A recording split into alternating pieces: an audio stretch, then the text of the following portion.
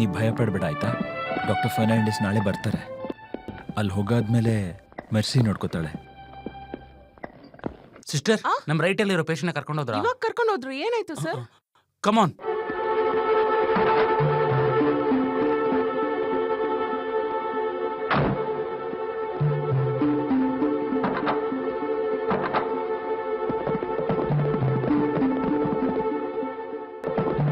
ಗಾಡಿ ನಿಲ್ಸಿ, ಬಿಡಬೇಡಿ, ನಿಂತ್ಕೊಳ್ಳಿ.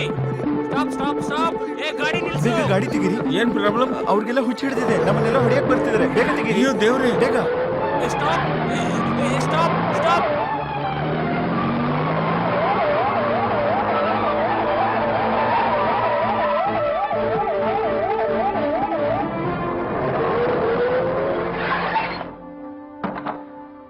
ಬಾ.